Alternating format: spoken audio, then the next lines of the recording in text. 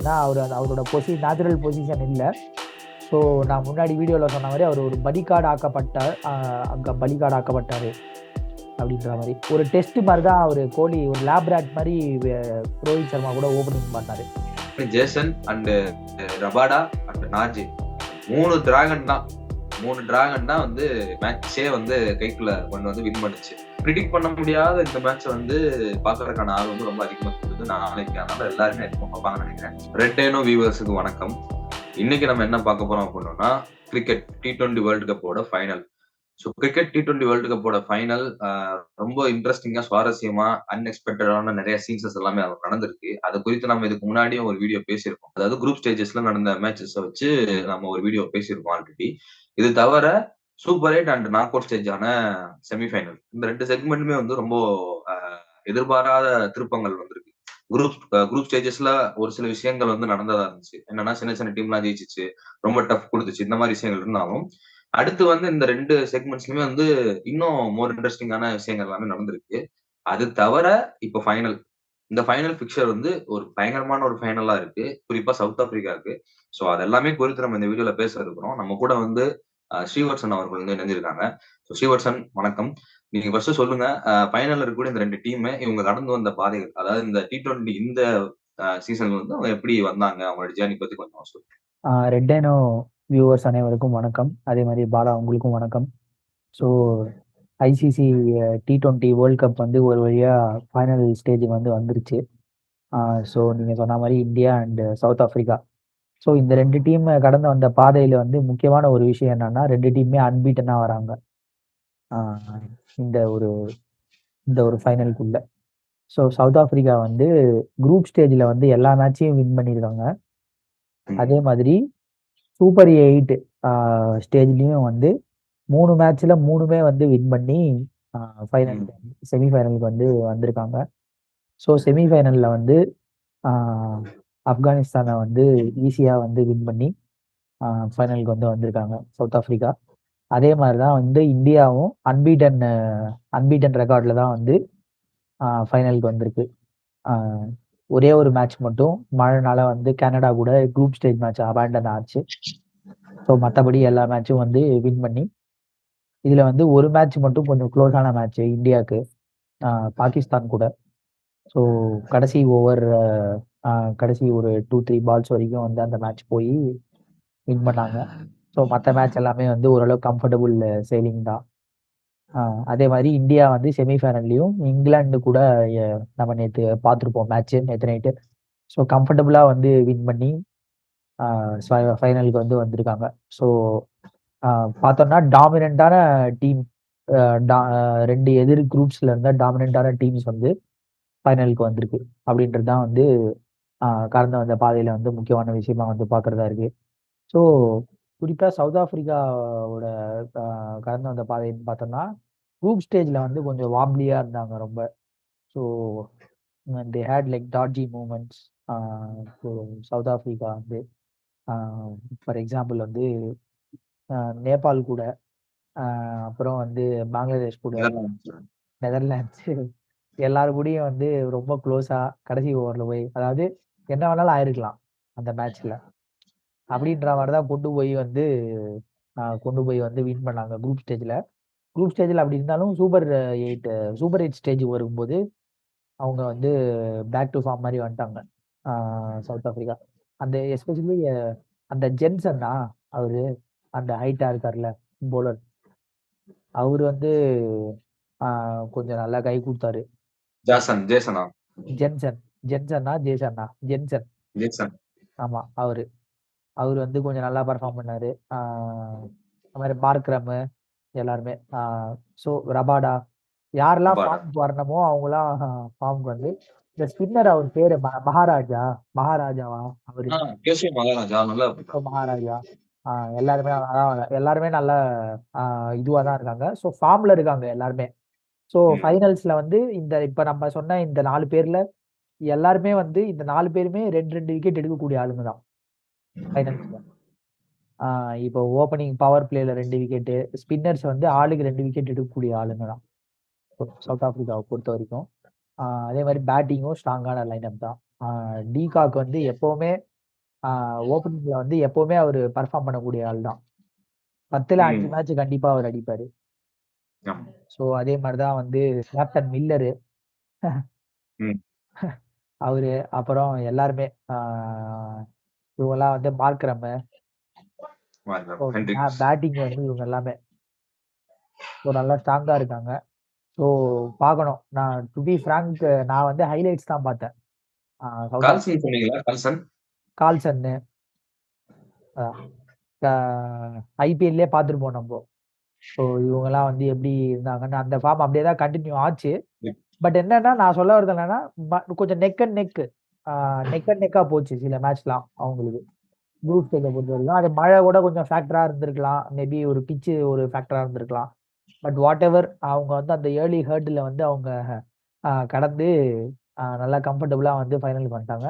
So அதே மாதிரி இந்தியாவுக்கும் பார்த்தாலும் வந்து இந்தியாவுக்கு வந்து பெருசா இந்த டோர்னமெண்ட்ல போலிங் தான் வந்து பெரிய அளவுல வந்து கை கொடுத்துருக்கு அப்படின்னு நான் சொல்லுவேன். ஸோ பேட்டிங்னு பார்த்தா வந்து ஓகே. ஸோ ஒரு ஸோ அண்ட் ஸோ பர்ஃபார்மன்ஸ் தான். எல்லா நிறைய பேர் சில பேர் நல்லா விளையாடிருக்காங்க. அட்டர் ஃபிளாப் ஆனவங்களும் இருக்காங்க. ஃபார் எக்ஸாம்பிள் வந்து சிவம் துபே. அவர் எதுக்கு எடுத்தாங்கன்னு தெரியல. பட் இந்த டைம்ல வந்து அதை பத்தி பேசி வேஸ்ட். நம்ம எப்படியும் ஃபைனலுக்கே வந்தாச்சு.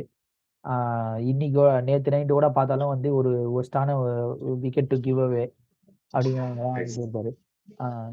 அதே மாதிரி கோலி வந்து பெருசா வந்து குறை சொல்ல முடியல. ஏன்னா அவரோட நேச்சுரல் பொசிஷன் இல்லை.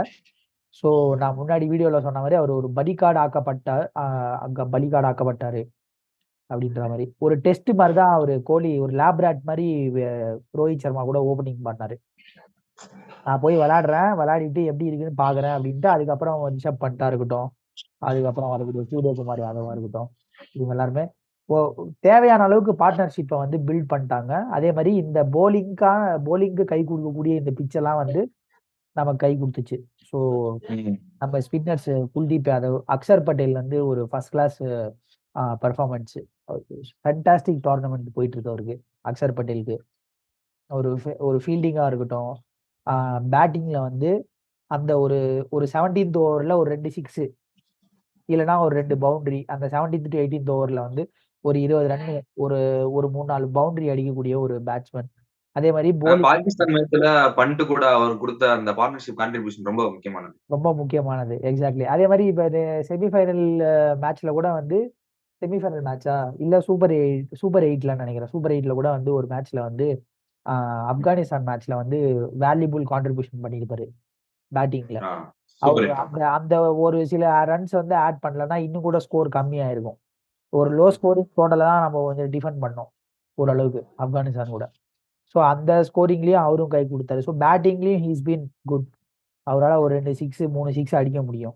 அவர் போலிங் நம்ம பாக்குறோம் கான்ஸ்டன்டா ஹீஸ் பீன் டேக்கிங் தோஸ். அந்த 2 விக்கெட் எடுக்கிறது தான் அவரோட வேலைன்னா அந்த 2 விக்கெட் அவர் எடுத்துட்டே இருக்காரு எல்லா மேட்ச்லயுமே. அவர் விளையாடுற எல்லா மேட்சும் அந்த 4 ஓவர்ல. ஜடேஜாவோட பெர்ஃபார்மன்ஸ் கொஞ்சம் அண்டர்வெல்மிங்கா இருக்கு. முன்னாடி சொன்ன மாதிரி அவரை வேணா அந்த ஃபிளாப் லிஸ்ட்ல வேணா சேர்த்துக்கலாம். பட் பார்ப்போம் ஃபைனல்ல வந்து அவர் ஆல்ரெடி இந்த நியூசிலாந்து கூட செமிஃபைனலா நல்லா விளையாடினாரு தான் நம்ம 2019ல அந்த கருப்பான நம்ம எல்லா ஃபேன்ஸுக்கும். ஸோ அன்னைக்கு கூட வந்து ஜடேஜா நல்லா தான் விளையாடிப்பாரு. ஸோ ஃபைனல்ஸ்ல மேபி ஜடேஜா வந்து டேர்ன் அப் பண்ண வாய்ப்பு இருக்கு. ஒரு பேட்டிங்கா ஒரு 20 ரன் ஒரு வேல்யூபிளான ஒரு 20 ரன்ஸ் அடிச்சாலும் அது நல்லா தான் இருக்கும். ஸோ அதான் இந்தியாவோட கடந்த வந்த பார்த்தோன்னா இதுதான். So few hiccups. பட் பும்ராவோட எக்ஸ்ட்ராடினரி பெர்ஃபார்மன்ஸு, குல்தீப், அக்ஷர் பட்டேல் இவங்களுடைய நல்ல சூப்பர் பெர்ஃபார்மன்ஸ், கன்சிஸ்டன்டான பெர்ஃபார்மன்ஸ். கன்சிஸ்டன்டா பெர்ஃபார்ம் பண்றவங்கள பேசும்போது பாண்ட் அண்ட் இந்த பக்கம் பவுலிங்ல பாண்டியா அவங்க 2 பேரும் எப்படி பாக்குறீங்க? ஹார்திக் பாண்டியாவுக்கு வந்து சூப்பர் டோர்னமெண்ட் போயிட்டு இருக்கு. ஆல்ரவுண்டர் இதுல. பேட்டிங்ல வந்து எனக்கு இப்போ புதுசா ஒன்றும் பண்றது இல்ல. ஹார்திக் பாண்டியாவோட கேரக்டரே அதுதான். அன்வான்ட் அன்னெசரி ஷாட்ஸ் விளையாடி அவுட் ஆயிடுவாரு. பட் அந்த ஸ்டில் அந்த ஒரு 25 ரன், அந்த 30 ரன்னு, ஒரு 16 பால்ல 30 ரன்னு, 18 பால்ல 27 ரன்னு, இந்த மாதிரிலாம். ஸோ ஒரு 160 170 ஸ்ட்ரைக்கிங் ரேட்ல ஒரு 20 ரன், 30 ஒரு 25லேருந்து 32 ரன்னு கான்ட்ரிபியூஷன் பண்றாரு. ஸோ அது ரொம்ப வேல்யூபுல்லா இருக்கு இந்த டோர்னமெண்ட்டை பொறுத்த வரைக்கும். ஏன்னா இது வந்து எஸ்பெஷலி லோ ஸ்கோரிங் இதுவா இருக்கிறதுனால இந்த டோர்னமெண்ட்டை பொறுத்த வரைக்கும் அது வந்து வேல்யூபுல்லா இருக்கு. அதே மாதிரி போலிங்ல ஹியர் அண்ட் தேர், எஸ்பெஷலி இந்த ஆஸ்திரேலியா மேட்ச் இதுலலாம் கொஞ்சம் எக்ஸ்பென்சிவா இருந்திருக்காரு. போலிங்ல நாட் தட் அந்த அந்த அளவுக்கு டைட்டான போலிங்னு சொல்ல முடியாது. பட் வந்து அந்த 2 விக்கெட் எடுத்திருக்காரு அவரும் தேவையான இடத்துல. அண்ட் அந்த அந்த கரெக்டான நேரத்துல ஹீ கேன் மிக்ஸ் இன். 6 பால்ல வந்து 6மே டிஃபரெண்டா போட முடியும் அவரால. அந்த மாதிரி நம்ம டீம்ல 2 பவுலர்ஸ் இருக்காங்க. பும்ரா இருக்காரு, ஹார்திக் பாண்டியா இருக்காங்க. இப்ப அவங்க விக்கெட் எடுக்கணும்னு நினைச்சாங்கன்னா ஒரு 70% அவங்க சான்ஸ் இருக்கு விக்கெட் எடுக்க ட்ரை பண்ணாங்கன்னா அவங்க கரெக்டா. ஸோ அந்த மாதிரி ஒரு contribution Hardik Pandya. Rishabh Pant fantastic contribution. Especially நம்ம கோலி பத்தி நம்ம முன்னாடி சொன்ன மாதிரி அப்படி இருக்கும்போது ஒன் டவுன் வந்து ரொம்ப முக்கியமான பொறுப்பு. ஸோ ரோஹித் சர்மா வந்து நல்லா பர்ஃபார்ம் பண்ணாரு. ஆக்சுவலா முக்கியமான மேட்ச்ல நல்லா பர்ஃபார்ம் பண்ணியிருக்காரு ரோஹித் சர்மா. ஆஸ்திரேலியா மேட்ச் வந்து எக்ஸ்ட்ராஆர்டினரி பெர்ஃபார்மன்ஸ் உண்மையிலே. ஆமா யாராலையும் மறக்க முடியாது. ஆமா அவருக்கு வந்து பண்ட் வந்து நல்லா சப்போர்ட் பண்ணது. அதே மாதிரி ரோஹித் சர்மா அவுட் ஆனதுக்கு அப்புறம் சூரியகுமார் யாதவ் கூடயும் பார்ட்னர்ஷிப் பில்ட் பண்றதுக்கு ஹெல்ப் பண்ணது. அதுதான். ஆனா அதேதான் இந்த பண்ட் கூடயும் அதேதான் அன்னெசரி ஷாட்ஸ் விளையாடி அவுட் ஆயிடுறாரு. ஸோ இதெல்லாம் வந்து கேரக்டர்னு நினைக்கிறேன், அவங்களுடைய மென்டாலிட்டியா இருக்கும்.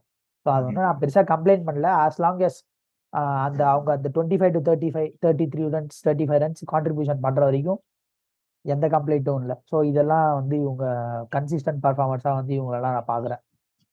ஸோ இது வந்து இப்ப இந்தியா 2 பேருமே சவாலா தான் இருக்க போகுதுன்னு நான் பாக்குறேன் மேட்ச். ஸோ நீங்க சொல்லுங்க, இந்த கிளாஷ் எப்படி இருக்க போகுது, இந்த டாக்டிக்ஸா எப்படி இருக்க போகுது? இந்த கிளாஸ் வந்து எப்படி இருக்க போகுது அப்படின்னு பார்த்தோம்னா, அதாவது இந்த T20ல இதுக்கு முன்னாடி பண்ண வீடியோல நம்ம பேசணும். நிறைய இது ப்ரிடிக்ட் பண்ணி சொன்னோம். வெஸ்ட் இண்டீஸ் ஃபைனல் வரும்லாம் சொன்னோம். இந்தியா ஆஸ்திரேலியா ஃபைனல் வரும்னு சொன்னோம். எதுவுமே நடக்கல. வெஸ்ட் இண்டீஸ் வந்து இப்படி இதுல சூப்பர் 8ல இருந்து செமி கூட வராம வெளியே போவாங்கன்னு யாருமே எக்ஸ்பெக்ட் பண்ணல. அதே மாதிரி ஆஸ்திரேலியா ஆண்டேவே அனுப்பி விட்டானுங்க ஆப்கானிஸ்தானு. இதெல்லாம் வந்து நினைச்சே பார்க்க முடியல. அந்த மாதிரியான ஒரு விஷயங்கள் எல்லாமே இந்த சீசன்ல ரொம்ப சூப்பரா நடந்திருக்கு. அதனால இந்த கிளாஷுமே வந்து எதிர்பார்க்க முடியல. நடக்கட்டும். ஒரு அன்எக்ஸ்பெக்டடா உட்காருவோம் அப்படின்ற ஒரு மைண்ட் தான் வருது எடுத்த உடனே. அதுதான் வந்து பார்க்க வைக்குது மேட்ச. எக்ஸ்பெக்ட் பண்ணி ஒரு விஷயத்த பார்க்கும்போது, அதுல இருக்க சுவாரஸ்யத்த விட, இது ரொம்ப சுவாரஸ்யமா இருக்கு. என்ன நடக்க போதோ அப்படின்னு சொல்லிட்டு உட்காரும்போது ரொம்ப சுவாரஸ்யமா இருக்கு. குறிப்பா சவுத் ஆப்பிரிக்கா கிட்டலாம் நான் வந்து எதிர்பார்த்தது என்னன்னா, குரூப் ஸ்டேஜ்ல தட்டு தடுமாறி தான் உள்ள வராங்க. சூப்பர் 8ல வெளிய போயிருவாங்கன்னு நினைச்சேன். சூப்பர் 8ல இருக்க பிக்சர்ஸ பார்க்கும்போது வெஸ்ட் இண்டீஸ் அண்ட் இவங்கள பேஸ் பண்ண வேண்டியது இருக்கு. இங்கிலாண்ட பேஸ் பண்ண வேண்டியது இருக்கு. இங்கிலாந்து. அது தவிர யுஎஸ்ஏ வந்து ஒரு டஃப் குடுக்கக்கூடிய டீமாவும் இருந்துச்சு. டீமாவே அப்படி ஒரு இது இருந்துச்சு அவங்ககிட்ட. சோ இப்படி ஒரு பிக்சர்க்குள்ள இருந்து சவுத் ஆப்பிரிக்கா வந்து ஃபைனல் வரை வர்றது வந்து ரொம்ப கஷ்டம். அது பண்றது வந்து ஒரு மிகப்பெரிய கஷ்டம். அத பண்ணிட்டாங்க. செமில ரொம்ப ஈஸி ஆப்கானிஸ்தானு. சோ ஆப்வியஸா வந்து அத பீட் பண்ண முடியும். ஆனா இருந்தாலும் ஆப்கானிஸ்தான் குறைச்சு எடை போட முடியாது. ஆஸ்திரேலியாவே தூக்கி அடிச்சுட்டாங்க. சொல்றேன் நானு. பட் ஆனா சூப்பர் 8ல வந்து சவுத் ஆப்பிரிக்கா பண்ண மேட்ச் வந்து இந்த ஹோல் T20 இந்த சீசன்ல எனக்கு ரொம்ப பிடிச்ச மேட்ச் வந்து இங்கிலாந்தோட பண்ண மேட்ச். அது நிறைய பேருக்கு வந்து ஆஸ்திரேலியா ஆப்கானிஸ்தான் மேட்ச் வந்து ஃபேவரட்டா இருந்திருக்கலாம். அது எனக்கு தெரியல. ஒவ்வொருத்தவங்க மாறலாம். ஆனா எனக்கு ரொம்ப வந்து சவுத் ஆப்பிரிக்காவோட அந்த மேட்ச் வந்து சவுத் ஆப்பிரிக்கானா யாருன்னு காட்டின மேட்ச் அந்த மேட்ச். யாரு புரொட்டேஷனா யாரு அப்படின்னு காட்டின மேட்ச் வந்து அந்த மேட்ச் தான் நான் சொல்லுவேன். லாஸ்ட் டெப்த் வரையும் அந்த போராட்டம் வந்து இருந்து வின் பண்ணி மேட்ச குடுத்திருந்தாங்க. இங்கிலாந்தும் வந்து அவ்வளவு ஃபைட் பண்ணுச்சு. அதுதான் இன்ட்ரெஸ்டிங்கே. இங்கிலாந்து சொப்பையாலாம் இல்ல அந்த மேட்ச். செம்மையா ஃபைட் பண்ணி வந்துச்சு. கரெக்ட்டா அத மெயின்டெயின் பண்ணி Jason and Rabada and Nazi இந்த 3 டிராகன் தான் வந்து மேட்சே வந்து கைக்குள்ள கொண்டு வந்து வின் பண்ணுச்சு. அந்த மாதிரியான ஒரு பெர்ஃபார்மன்ஸ் அவங்க குடுத்துருக்காங்க. இதே போல பாகிஸ்தான் கூட நெக் டு நெக் பயங்கரமா போச்சு இந்தியாவுக்கு. சோ நமக்கு வந்து தெரியுது ஒரு ஸ்டார் பிளேயர் கோலி மாதிரியான ஒரு பிளேயர் வந்து டவுன் ஆகுறாரு. சோ அந்த இடத்த யார் நிரப்ப போறா? யார் பேட்டிங் பண்ண போறா? சோ இன்னொன்னு வந்து இந்தியா கிட்ட ஒரு கேரக்டர் இருக்கு. இந்தியா டீம் கிட்ட ஒரு கேரக்டர் இருக்கு. ஒருத்தர் அவுட் ஆனா அடுத்து அவுட் ஆகக்கூடிய ஒரு கேரக்டர் இருக்கு. யாரு பார்ட்னர்ஷிப் பில்ட் பண்ண போறா? மிடில் விக்கெட்ஸ்ல நிறைய விழுந்துட்டே இருக்கு. இது விழுந்துச்சுன்னா டெய்ல் எண்ட் வர்றவங்களுக்கு வந்து ரொம்ப ஸ்ட்ரகிளா இருக்கு பேட்டிங்ல. அவங்களால நீங்க சொன்ன மாதிரி ஒரு 10 பாலுக்கு வந்து 20, 30 அடிக்கிற சுச்சுவேஷன் நடக்காம அப்படி ஆடக்கூடிய பிளேயர்ஸ முன்னாடியே இறக்கி விட்டீங்கன்னா பாவம் விக்கெட் வேகமா இழந்துட்டு போயிரும். டக்கு டக்குன்னு விழுகுற மாதிரி சுச்சுவேஷன் இருந்துச்சு. அது எல்லாமே ஓவர் கம் பண்ணிட்டாங்க. குரூப் ஸ்டேஜ்ல இருந்து வர அப்படியே பில்ட் பண்ணி ஓவர் கம் பண்ணிட்டாங்க. சோ ஒரு பாட்டில் நெக்ல இருந்து கீழே விழக்கூடிய ஒரு டீமா இருந்த சவுத் ஆப்பிரிக்கா ஒரு தடவை வந்திருக்கு. அதே மாதிரி இந்தியாவுமே வந்து ஒரு டாப் டீமாவே இருந்தாலும் அது ஃபேஸ் பண்ணிட்டு வந்த டீம்ஸ் எல்லாமே குரூப் ஸ்டேஜுக்கு அடுத்து ஆஸ்திரேலியா அதெல்லாம் வந்து கஷ்டமான செய்தி தான். இப்ப கிளாஷ் இவங்க 2 பேத்துக்குள்ள வர்றத பார்க்கும்போது இதுல வந்து எனக்கு தோன்றது வந்து என்னன்னா, இதுல மோஸ்ட்லி தோன்றது வந்து சொல்றது இது எதுவும் சொல்லவே முடியல என்னால. ஆனா ஆசை என்னன்னு கேட்டீங்கன்னா, விஷயம் என்னன்னு கேட்டீங்கன்னா, சவுத் ஆப்பிரிக்கா வின் பண்ணணும் அப்படிங்கிறது தான் விஷயம். என்னால சொல்ல முடியல. இப்ப இந்தியா ஜெயிக்கும் அப்படின்னு சொல்லி சொல்ல முடியல. சவுத் ஆப்பிரிக்கா ஜெயிக்கும் அப்படின்னு சொல்லி சொல்ல முடியல. ஆசைப்படுறது வந்து சவுத் ஆப்பிரிக்கா வின் பண்ணணும். இதுவரை வேர்ல்டு கப் எடுத்தது இல்ல. சோ வேர்ல்டு கப் எடுக்கணும் அப்படின்றது தான் விஷயம். அவங்களுக்கும் அதே தானே இருக்கும். இதுவரை ஃபைனலே வந்தது இல்ல. ஃபர்ஸ்ட் டைம் ஃபைனல் வர்றோம். இந்த சான்ஸ நம்ம மிஸ் பண்ணிடவே கூடாது அப்படிங்கிறக்காண்டி உயிர குடுத்து விளையாடக்கூடிய ஒரு டீமா தான் அவங்க இருப்பாங்க. அவங்களுக்கு ஒரு அன்லக் எப்பவுமே இருக்கு இந்த கிரிக்கெட் கேம்ல. அந்த அன்லக் வந்து இங்க வேலை செஞ்சிருச்சுன்னா சொல்லி முடிஞ்சிரும். அது 1. இந்தியா பக்கம் பார்த்தோம்னா வேர்ல்டு கப் தோத்துருக்காங்க. சோ சோ ரொம்ப க்ளோஸா அடுத்து வரக்கூடிய ஒரு இன்டர்நேஷனல் வேர்ல்டு கப் டோர்னமென்ட் அடுத்த ஃபார்மட்ல வருதுன்னா, அதுல ஃபைனல் போயிட்டாங்கன்னா, அந்த வேர்ல்டு கப் எடுக்கிறதுக்கு இந்தியாவுமே ஆசைப்படும். ஹோம்ல நடந்த ஒரு வேர்ல்டு கப் தோத்துருக்கு. அது ரொம்ப ரொம்ப ரொம்ப ஷேம் இல்லையா உங்களுக்கு? இப்படி மேட்ச் ஜெயிச்சுட்டு வந்துட்டு நீங்க ஃபைனல் போய் தோக்குறவங்க ரொம்ப இதா இருக்கும். கஷ்டமான விஷயமா இருக்கும் அந்த பிளேயர்ஸ்க்கு. சோ அவங்க வந்து எப்படியாவது இந்த T20 வேர்ல்டு கப்ப எடுத்துட்டு வரணும் அப்படின்னு அவங்களும் ஒரு வெறியில விளையாடுவாங்க. அதனால இந்த மேட்ச் வந்து 2 டீமுமே எது ஜெயிக்குன்ற பிரெடிக்ஷனே நான் பண்ண விரும்பல. அது எனக்கு தோணல. எனக்கு வரல. ஆக்சுவலா சொன்னா வரல. ஏன்னா விஷ் வந்து சவுத் ஆப்பிரிக்காவா இருக்கு. நீங்க உங்களோட பிரெடிக்ஷன் என்னவா இருக்கு? உங்களோட விஷயம் எனக்கு வந்து ப்ரெடிக்ஷன் எதுவும் இல்ல. நான் ஜஸ்ட்டு கிரிக்கெட் கேம் வந்து என்ஜாய் பண்ண போறேன். எனக்கு வந்து பொதுவாவே கிரிக்கெட்ல வந்து போலிங் தான் பிடிக்கும். ஏன்னா போலிங் தான் வந்து ஃபர்ஸ்ட்டு நீங்க பால் அக்ரெசிவா பால் போட்டா தான் கேமும் ஸ்டார்ட் ஆகுது உங்களுக்கு. ஆமா. பால் போட்ட பாலுக்கு ரியாக்ட் பண்றது தான் பேட்டிங். அந்த பேட்டிங்க்கு ரியாக்ட் பண்றது தான் ஃபீல்டிங்கு. அந்த மாரிலாம் இருக்கு. ஸோ அந்த போலிங் தான் வந்து இந்த கேம்லயும் இன்ட்ரெஸ்ட்டா இருக்கு அப்படின்றத மட்டும் நான் ப்ரெடிக்ட் பண்றேன். ஆ ஸோ போலிங் தான் கேம் சேஞ்சா இருக்கும். ஈதர் சவுத் ஆப்பிரிக்கா இன்னிங்ஸ்லயா இருந்தாலும் சரி, இந்தியா இன்னிங்ஸ்லயா இருந்தாலும் சரி. அதே மாரி என்னாலயும் யார் வின்னர்னு ப்ரெடிக்ட் பண்ண முடியல.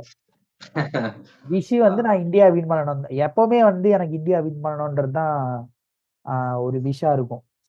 ஸோ போன வேர்ல்டு கப்ல வந்து நான் அத விஷ் பண்ணல. ஸோ அது வேற ஒரு சில காரணங்களுக்காக நான் அத விஷ் பண்ணல. ஆ பலரும் விஷ் பண்ணல. நெறைய பேர் விஷ் பண்ணல. நானும் அந்த மாரி விஷ் பண்ணல. பட் இந்த வாட்டி நான் விஷ் பண்றேன். இந்தியா வின் பண்ணணும் அப்படின்னு நான் நெனைக்கிறேன். ம். எதுக்குன்னா டிசர்வ்டா விளையாடிருக்காங்க. டிசர்வ்டா வின் பண்ணியிருக்காங்க. ஸோ போன வேர்ல்டு கப்லயும் வந்து இந்தியா டீம் மேல எந்த பிரச்சனையும் இல்ல எனக்கு. ஸோ இந்தியா ம். டீம் வந்து அந்த ஃபைனல் மேட்ச்ல சொதப்பிட்டாங்களே தவிர, அதுவரைக்கும் வந்து எல்லா மேட்சும் வின் பண்ணிட்டு தான் வந்தாங்க. நல்லது. எக்ஸ்டர்னல் சில ரீசன்ஸ்னால வந்து கொஞ்சம் சரியா சப்போர்ட் பண்ண முடியாம போச்சு போன வேர்ல்டு கப். ஆனா இந்த வாட்டி வந்து நான் ஃபுல் சப்போர்ட் வந்து நான் இந்தியாவுக்கு பண்ணிட்டு தான் இருந்தேன். எஸ்பெஷலி ஆ சின்ன வயசுலாம் ஏங்குவேன் நானு. இந்தியா வந்து போலிங்ல சரியா இல்ல. பேட்டிங் எப்படியோ சமாளிச்சு வந்துட்டு இருக்காங்க நம்ம டீம் அப்படின்னு எனக்கு ரொம்ப இதுவா இருக்கும். சின்ன வயசுல. நம்ம தோத்த சில முக்கியமான ஆ டோர்னமெண்ட்ஸ்க்கெல்லாமும் வந்து இந்த 2003 ஃபைனலு அது எல்லாமே போலிங் தான் காரணமா இருந்துச்சு. ஸோ அப்படி இருக்கையில அந்த போலிங்க வச்சு தான் வந்து இன்னைக்கு ஒரு ஐசிசி ட்ரோஃபி சாம்பியன்ஸ் ஃபைனலுக்கு வந்திருக்கோம். அதே மாதிரி அந்த ஃபைனல் ஜெயிச்சாலும் வந்து அந்த போலிங் வந்து அந்த வின்ல வந்து அதிக கான்ட்ரிபியூஷன் வந்து போலிங்க்கு தான் இருக்கும். அப்படின்ற இடத்துக்கு இந்தியா வந்திருக்கு அப்படின்றது வந்து ஒரு பெரிய ஹாப்பியா இருக்கு எனக்கு ரொம்ப. So long best time batting lineups வந்து பீட் பண்ணிருக்கு. நான் பார்க்கிறேன். ஆமா, இது ஆஸ்திரேலியா அண்ட் இங்கிலாந்து. ஆமா. அடுத்து சவுத் ஆப்பிரிக்காவ பீட் பண்ணிருச்சுன்னா, பெஸ்ட் பேட்டிங் லைனப்ப வந்து பீட் பண்ணி ப்ரூவ் பண்ணிருக்கு இந்தியன் பவுலிங் டீம் அப்படின்னு நம்ம நல்லா சொல்ல முடியும். ஆமா, இந்த சீசன்ல. ஆமா. இந்த டோர்னமெண்ட்ல வந்து நம்ம கண்டிப்பா வந்து ப்ரூவ் பண்றதுக்கு நல்ல சான்ஸ் இது. அதே மாதிரி ஆமா. எல்லா ஃபார்மேட்லயும் டெஸ்ட் ஃபார்மேட், ஒன் டே எல்லா ஃபார்மேட்லயுமே போலிங் ரொம்ப ஸ்ட்ராங்கா இந்தியாவோட போலிங் அந்த பேஸ், ஸ்பின் 2த்தையுமே பேலன்ஸ் பண்ணி ம். பிட்சுக்கு ஏத்த மாரி நம்ம வந்து ரெடியா வச்சிருக்கிறது வந்து ரொம்ப ஹாப்பியா இருக்கு. ஆ இந்தியா டீம்ல. ஸோ பார்ப்போம். இந்தியா ஜெயிக்கணும்னு விஷ் பண்றேன். பிரெடிக்ட் பண்ண முடியல. ஆனா யார் வின் அதான். பண்ணுவாங்கன்னு. பார்ப்போம். சவுத் ஆப்பிரிக்கா வின் பண்ணாலும் நான் ஹாப்பியா தான் இருப்பேன். நீங்க சொன்ன மாரி ஃபர்ஸ்ட் டைம் ஒருத்தர் 90ஸ் ஏர்லி 90லேருந்து விளையாடிட்டு இருக்காங்க அவங்க. சவுத் ஆமா. ஆப்பிரிக்கா. 30 வருஷம். 30 இடையில வருஷம் மேல விளையாடிட்டு முன்னாடி இருக்காங்க. இடையில வந்து அதுக்கு முன்னாடி விளையாண்டுருக்காங்க. அதுக்கு இடையில வந்து சில அவங்களோட அவங்களுடைய நாட்டு ப்ராப்ளம்னால இதனால ப்ராப்ளம். விளையாடல. 92 வேர்ல்டு கப் விளையாண்டாங்க. 96ல தான் அந்த ப்ராப்ளம்னால விளையாடல. அதுக்கப்புறம் 99லேருந்து கன்டினியூவா விளையாடி அவங்க வந்து 50 ஓவர்லயும் வந்து சக்சஸ் பண்ண முடியாம 2007ல செமி ஃபைனல் வின் பண்ணாங்க. வந்தாங்க. முதல் வாட்டி இது ஃபைனலுக்கு ரீச் பண்ணியிருக்காங்க இப்போ சவுத் ஆமா. ஆப்பிரிக்கா. ஸோ இந்தியா வின் பண்ணாங்கன்னா இந்தியாவுக்கு இது நாலாவது வேர்ல்டு கப்பு இந்தியாவை பொறுத்த வரைக்கும். ஸோ 2 50 ஓவர் வின் பண்ணிருக்காங்க. T20 ஃபர்ஸ்ட் இனாகரல் T20 நம்ம தான் வின் பண்ணோம். அதுக்கப்புறம் வின் பண்ணல. ஸோ இப்போ நம்மளுக்கு சான்ஸ் இருக்கு. ஸோ இப்போ நம்ம வின் பண்ணோம்னா வெஸ்ட் இண்டீஸை வந்து நம்ம டை பண்ணுவோம். ஓவராலா சொல்றேன் 50 ஓவர்ஸ் அண்டு 2020 ரெண்டுமே சேர்த்து வெஸ்ட் இண்டீஸை வந்து நம்ம டை பண்ணுவோம். 5-4 ஆகும் இப்போ. ஸோ பார்ப்போம். 2 டீம்ஸுமே ஆல் த பெஸ்ட். யா நீங்க சொல்லுங்க உங்க ஃபைனல் தாட்ஸ். என்னோட ஃபைனல் தாட்ஸ் வந்து இதுதான். சவுத் ஆப்பிரிக்கா எப்படியாவது கப் எடுத்துடணும். எனக்கு அதான் தோணுது. இந்த டீம் வந்து பாவம் எப்படியாவது ஜெயிக்கட்டும் அப்படின்ற ஒரு ஆசை இருக்கு. எனக்கு எல்லா கேம்லயும் அப்படிதான். அதாவது வந்து ஒரு பேட்ரியாட்டிசம் தாண்டி நேஷனல் எல்லாம் தாண்டி கேம்ன்றது ஸ்போர்ட்ஸ்ங்கிறது வந்து உங்களுக்கு வந்து அது தாண்டின ஒரு விஷயம் இருக்கு இல்லையா? அந்த ஸ்போர்ட்ஸ் தான் உங்களுக்கு வந்து பிடிக்கும் சில விஷயம். இந்தியனா நீங்க பாத்தீங்கன்னா இந்தியா தான் சொல்லுவீங்க இல்லாட்டி ஆன்டி இண்டியன் ஆயிடுவோம். அதனால அந்த இந்தியன் சொல்லுவோம் ஒண்ணு. பட் ஆனா கேமை வந்து எல்லா மேட்சுமே பார்க்கும்போது எல்லா கேமையும் பார்க்கும்போது ஒரு டீம் வந்து டிசர்விங்கா இருக்கும். பாவம் அவனுங்க ஏன்டா கப்பே எடுக்க மாட்டானுங்க அப்படின்னு சொல்லி நமக்கு தோணிட்டே இருக்கும். அந்த மாதிரியான டீம் வந்து கிரிக்கெட்ல இது சவுத் ஆப்பிரிக்கா இருக்கு, நியூசிலாந்து இருக்கு. சவுத் ஆப்பிரிக்கா இப்ப டாப் ஆயிடுச்சு. நியூசிலாந்து கூட வந்து டெஸ்ட் வேர்ல்டு கப் வந்து ஸ்வீட் பண்ணிருச்சு. இது வந்து பாவம் எதுவுமே பண்ணல. சோ அதனால இதுக்கு வந்து ஒரு சான்ஸ் இப்ப கிடைச்சிருக்கு. அதனால சவுத் ஆப்பிரிக்கா வின் பண்ணணும்ன்ற ஆசை இருக்கு. ஆனா ரொம்ப டஃப்பான ஒரு கேமா இருக்கும். இத யாரு ஜெயிச்சாலும் சந்தோஷம் தான். அதாவது வந்து ஒரு அதிருப்தியோ இல்லாட்டி சொயின் போறோம் அப்படின்னு ஒண்ணு இருக்காது 2 டீமுமே மோஸ்ட்லி எல்லாத்துக்கும். அதனால யாருனாலும் ஜெயிக்கலாம் அப்படிங்கிற ஒரு ஆர்வம் இருக்கு. 2வது மேட்ச பாக்குற காரணம் நான் சொன்ன மாதிரி ப்ரிடிக்ட் பண்ண முடியாத இந்த மேட்ச வந்து பாக்குறதுக்கான ஆர்வம் வந்து ரொம்ப அதிகமா கொடுக்குது. நாளைக்கு அதனால எல்லாருமே அதிகமா பார்ப்பாங்கன்னு நினைக்கிறேன். மேட்ச் முடிச்ச அப்புறமும் இந்த மேட்ச் பத்தி நம்ம இன்னும் நிறைய பேசலாம். பர்டிகுலர்லி இந்த ஃபைனல் மேட்ச் பத்தி நம்ம இன்னும் நிறைய பேச வேண்டியது. அது தவிர வந்து தொடர்ந்து நாங்க ஸ்போர்ட்ஸ் பத்தி நிறைய வீடியோஸ் போட்டு இருக்கோம். குறிப்பா ஃபுட்பால் பத்தி இதுவரையும் பேசியிருக்கோம். அடுத்து வந்து கிரிக்கெட் பத்தி பேசுவோம். இன்னும் நிறைய ஸ்போர்ட்ஸ் பத்தி நாங்க பேச இருக்கிறோம். அது குறித்து இந்த மாதிரியான கான்வர்சேஷன் மட்டும் இல்லாம வேற டைப் ஆஃப் வீடியோஸ்மே வர இருக்குது ஃபியூச்சர்ல. சோ நீங்க தொடர்ந்து சப்போர்ட் பண்ணுங்க. நாங்க ஏதாவது மிஸ்டேக் பண்ணியிருந்தா அது டெக்னிக்கலி நான் டெக்னிக்கலி ஏதாவது மிஸ்டேக் பண்ணியிருந்தா நீங்க கொஞ்சம் கரெக்ட் பண்ணுங்க. உங்களோட கமெண்ட்ஸ் வந்து ரொம்ப இம்பார்ட்டன்டான ஒரு தெளிவான ஒண்ணா இருக்கு. ஸோ இந்த வீடியோ இது வரைக்கும் பார்த்ததுக்கு ரொம்ப தேங்க்ஸ். இதுக்கப்புறம் ரெட் ஏனோ அப்படின்ற சேனலை சப்ஸ்கிரைப் பண்ணிக்கோங்க, ஃபாலோ பண்ணிக்கோங்க. இந்த வீடியோ பிடிச்சிருந்தா லைக் பண்ணுங்க, ஷேர் பண்ணுங்க. அடுத்து ஸ்ரீவர்ஷன் அப் டு யூ. உங்களோட இந்த சொல்லுங்க இந்த வீடியோ பார்த்த எல்லாருக்குமே வந்து நன்றி. ரெட் ஏனோ சேனலுக்கு வந்து சப்ஸ்கிரைப் பண்ணுங்க. நோட்டிஃபிகேஷன் பட்டன் வந்து ஆன் பண்ணுங்க. தேங்க்யூ.